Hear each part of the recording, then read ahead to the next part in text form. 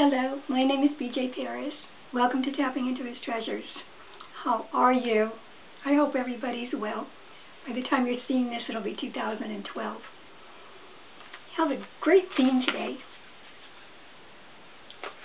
A last-minute God. And he's also called an 11:59 God. Have you heard him called that before? All week, God has been bringing to my mind incidents in the Bible where he waited until the very last minute, and in some cases to the very last second before he acted. He has certainly proven to be an 11:59 God to me and my friends for decades. Maybe it's a test of faith. Have you ever wondered why God waits until the last minute? Let's take some Bible examples. When Abraham and Isaac were on Mount Moriah, God asked Abraham to sacrifice his son Isaac. Remember? Let's go there. It's in Genesis 22, verses 9 to 13. I hope I can see this because I don't have any light. When I turn the light on, it produces a glare. Verse 9. I think I have the wrong glasses too.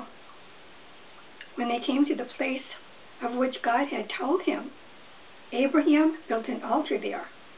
Then he laid down. These are the wrong glasses. Oh dear. They look like the right ones. I'm going blind. And anyway, we know the story. God called Abraham up to the mountain. Isaac was his dearly beloved son. There's nothing he loved more than that boy. And God asked him for the thing that he loved the most in this world. So they trucked up to the mountain. And I think there might have been servants way beyond them with donkeys and whatever. But Isaac and Abraham were the only ones that went to the top of the mountain. And you recall that infamous painting of Isaac with the knife raised over his son who was tied down on the altar. And in that very last second, the angel called, Abraham, Abraham, don't do it to the boy. And at the very same second, they heard in the distance the ram, beep, beep, beep, blah, blah, blah, blah, blah. And he was caught in the thicket, and God had provided the offering at the last second, and he released Isaac. I just happened to see a documentary on Netflix the other night about Abraham, and the Jewish theologians, most of them were rabbis anyway, they remarked on how it was not recorded after that any conversation between Abraham and Sarah or Abraham and Isaac. And they were wondering the same, this is what they were wondering, the same thing that I've been wondering all my life.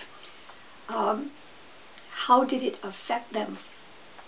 Yes, they loved God, they trusted Abraham, but when it came down to sacrificing Sarah's son, Isaac's own life, what kind of a bearing did that have on them? It had to put a real strain on the relationships. Would you agree? I've often wondered that. And when I reread it today, I know I'm getting off already here, but when I reread it just about half an hour ago, I thought to myself, you know, we have to give our kids to the Lord, our adult children too. And it's just a natural thing to want to be a friend to our kids. I love being a friend to my kids, although I'd like them to probably give me a little more attention and converse with me and, you know, rap together and stuff. And that's like never going to happen because everybody's too busy. So sometimes it means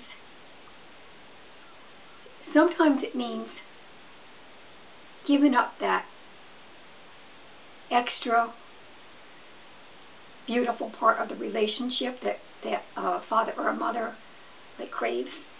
So if Abraham gave it up for Isaac, and he possibly gave up his relationship with Sarah, any closeness anyway, wouldn't God ask the same of us? So I have to tell myself that now, and I have to realize that in a deeper way. Not easy. I just thought I'd throw that out, or I got distracted there. So there he was in 1159 God, Abraham and Isaac. And the next story is about the story of Abraham's nephew Lot in the cities of Sodom and Gomorrah. Remember, when God planned to burn up Sodom and Gomorrah, he sent angels there to warn Lot and his wife and daughters to leave town immediately. I guess it's because I'm so organized and always packed a week ahead of time before I take a trip and all that, that I've often wondered why God didn't send the angels to Lot's house at least a few days before so that he could prepare for the exit. But no, he had to leave quickly to save his life.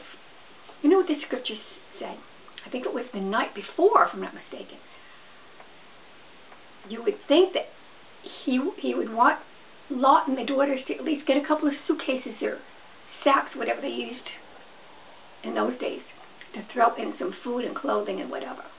But he just, I'm sure they grabbed a few things, but you would have thought that he would have told them a few days before.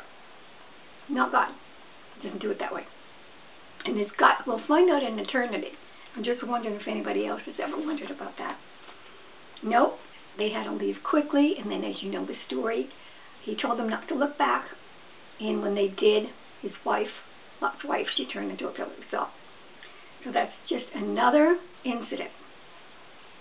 And yet another, the story of Isaac. Remember Abraham's son Isaac, when he grew old and he was in bed near death and he couldn't see very well anymore, and his wife Rebecca tricked him, and she put the animal hair on Jacob's arms, pretending that he was Esau, the hairy and manly favorite son. And by trickery, Jacob obtained his father's blessing while Esau was yet out in the hunting grounds. He hadn't even prepared his meal yet. Have you ever wondered why Isaac didn't give the blessing to his son a few months before that? I mean, he knew he wasn't going to live forever. He knew his sight was going. He was in bed. He couldn't get out of bed. I mean, duh. The only logical answer to me is that God wouldn't allow him to. Can you think of anything besides that? Strange, huh? And then here's another deathbed incident. King David, when he was on his deathbed, I know we mentioned him the other day, but this is about something different.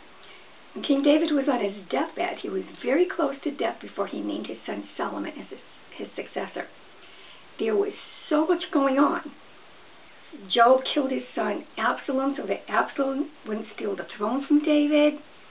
Then his son Adonijah declared that he was the king, and Solomon's mother Bathsheba was concerned about her son Solomon becoming king for two reasons. Because she was concerned about them losing their lives, because often if a new king came to the throne, he would have anybody killed that was left over from the other successor, and there was like an estrangement, or it wasn't peace between them. It wasn't peaceful between Bathsheba and Solomon and Adonijah. So she was concerned, gravely concerned about that.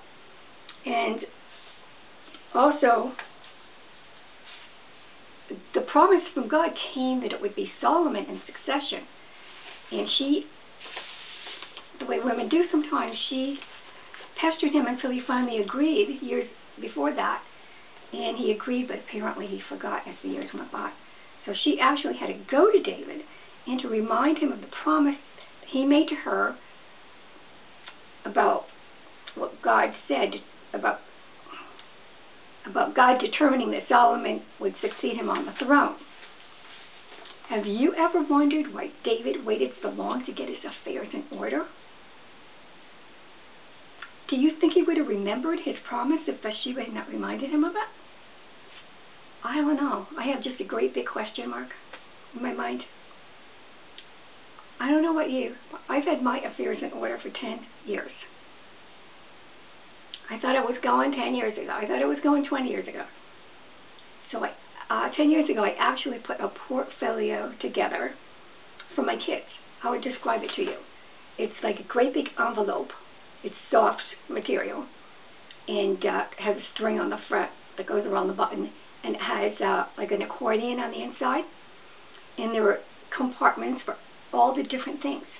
So I have like all my bills in one, and I have like account numbers for the electric company and this company and that company, insurance company, and then another one I may have my apartment lease, the address, phone numbers of the rental people, another compartment for all of my doctors and hospital and all their phone numbers, and on and on and on. It's a whole stack of them. Why did I do this? I did it because I don't want them to have to deal with it when I'm gone and they're grieving my loss. I don't want to put my kids through that. I think it would be very selfish of me to put them through that. So anyway, for me, having done all this, it's very hard for me to conceive of someone waiting until the last minute to take care of things like that and getting their affairs in order. Another incident in the Bible, and this one just came to me fresh last night because it's still Christmas season. You can see the poinsettia. They have the story of the Nativity on a lot before Christmas, and I've watched it for the 100th time, but I learned something every time. And you remember the story that Mary was found to be with child, even though she had not been with a man, but you couldn't tell all the Jewish people that. And she started to show. They just abused her terribly, and according to the law, she had to be stoned to death because they had to get the evil out of the camp. And if they let her get by without stoning her, it would just invite more sin. And if they thought there were going to be no consequences to other young people, they would have followed suit. So here she was, and the way they portray it is that she's down in the pit, and they've already got the stones in their hand waiting for the head one to lower his hand. And at the very last moment, they refrained from throwing the stones at her. And Joseph had a big part in that. Why? Have you ever asked yourself why? Why to the very last moment? Was he building up faith in Mary? Building up faith in Joseph? Was it even a test of faith? Did it have something to do between the battle between God and Satan? I don't know. I don't have the answer to that. But I do. It just makes me wonder because it's like a thread throughout the Old and New Testament. And then in the New Testament, when Joseph and Mary went to Judea to register, and Herod found out through the wise men that a king had been born to the Jews, he had all the baby boys up to 2 years old killed. I don't want to get ahead of myself here. I want to make a point. Why didn't he just have the babies killed? Why did he have the 2-year-old little boys killed? Because by the time that the wise men got there, it was 2 years after the baby Jesus was born. He was already, in fact, 2 years old. So that's why he had to have all the 2-year-olds and 1-year-olds and baby boys killed. He didn't want any homage going to another king, homage that would take away from him. So it is recorded in the Bible that God sent Joseph a message in a dream to take Mary and the baby and to escape to Egypt. Do you think that God told him that a week before or 2 weeks before? No, he did not. He told them right at the last minute, and they had to hurry so that baby Jesus wouldn't get killed. Interesting, huh? It was at the last minute. Last minute. Okay, what do I have here? And when Jesus knew, okay, this is a different incident. This is when Jesus was on the cross, suffering for us. He knew that his time was at hand, right? Did he take John aside a few days before the crucifixion and tell him to take care of Mary, his mother? Did he tell Mary to prepare to move in with John? No. He waited until he was dying on the cross. And as a matter of fact, I believe it was the second to the last thing. He said something like 7 things when he was on the cross, 7 different statements. And I believe this one was the second to the last thing that he spoke in the middle of his tremendous suffering. And that was, John, your mother, and he gave his mother to John. A beautiful gesture just before death, wouldn't you say? A beautiful and noble thing for him to do. But why, I wonder, did he wait until a couple of minutes before he expired to do it? There's got to be a reason. And just yesterday, I went on the YouTube to find some more last-minute God stories to share with you. And the first one that popped up on my monitor was the TVN story, the TV program with Paul and Jan Crouch. And I don't want to miss anything, so I'll skim this as I tell you. They testified that Paul Crouch had a very secure job with a TV station. And then one night the Holy Spirit told him that he would release him from that job. And God simultaneously gave his wife Jan the very same message independently of her husband. And then they had a chance to purchase a TV studio. One, I forgot what happened with the owners, and they had to sell it. So the cost was $1 million, and they had raised $65,000 and needed another $35,000. And then there was another problem. They couldn't get the show to come in from the top of the mountain. They had all kinds of engineers up there trying to help them, and the engineers said it was impossible because there was like a section of the mountain I think that was in the way of the microwave or something like that. And my son is in that business, so it sounded like it was right on to me. So Paul just, with all the faith of Jesus Christ, he just wasn't going to accept no, because God led him to quit his job and was leading the whole way. So he just took it upon himself to climb to the top of that mountain just before the deadline, and he laid his hands on the mountain and he spoke to it in Christ's name. Told it to be removed. And almost instantaneously, they were able to get reception. So that was the first hurdle that God dealt with. And then they still had the need of $35,000 to contend with. It was 2:30 in the afternoon. The money was due at the bank by 3 p.m. and not a minute later. At 2:40 p.m., 20 minutes before the deadline, an elderly man who was also in the video, and they gave his name and everything.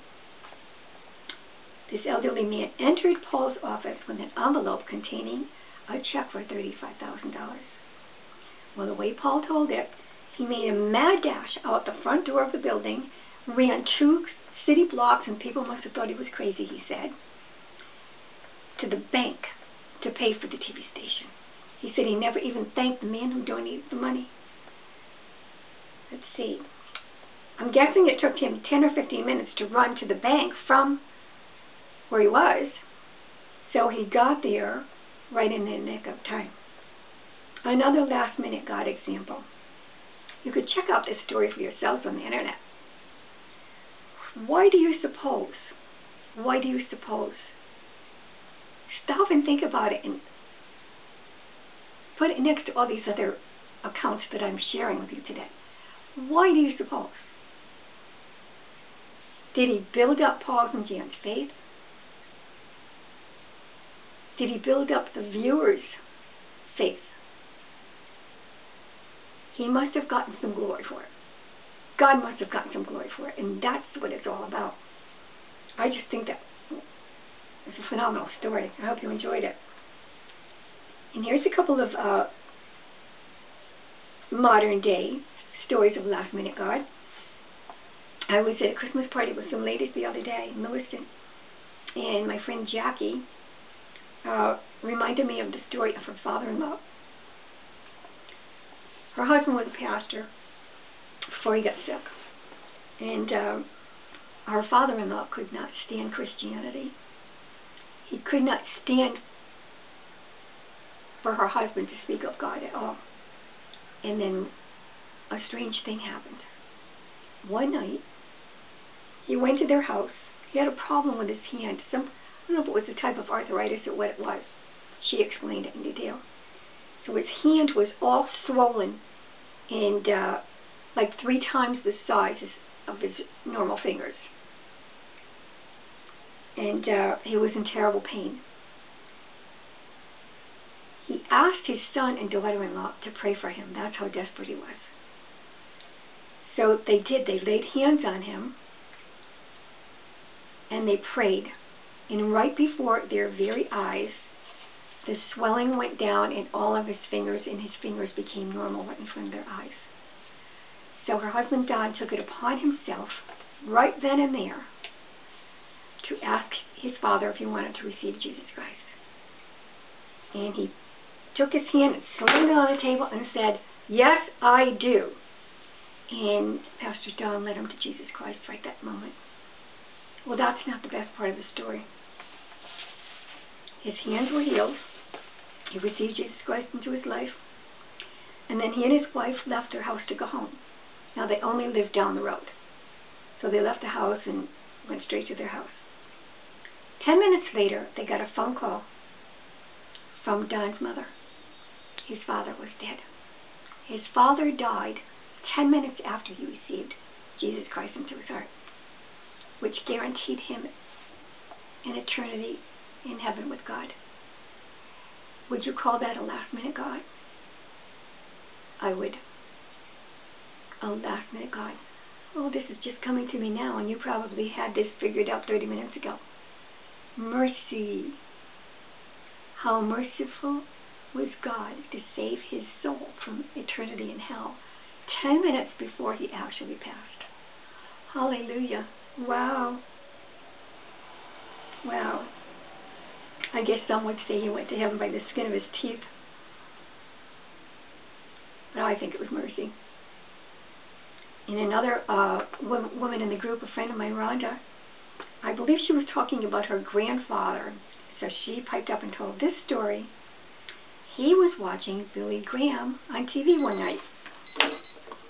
Excuse me. He was watching Billy Graham on TV one night.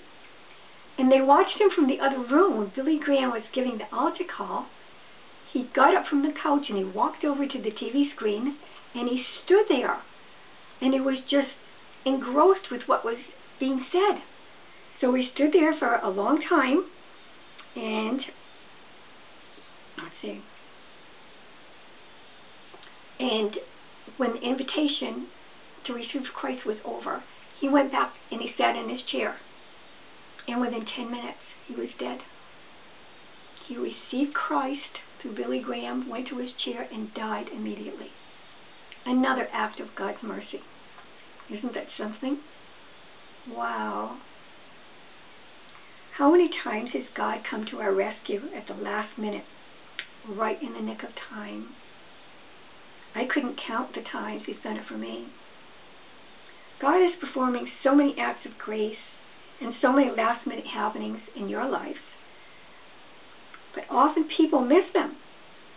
I hope that in 2012, many of you will ask God to open your eyes so that you pick up on his blessings like never before. And while you're at it, if you haven't already, 2012 would be a great year to reach out and take the free gift that he offers to everyone, the free gift of eternal salvation. Thanks for watching. God bless you and God bless yours. And God keep you and God keep yours. Till next time, bye for now.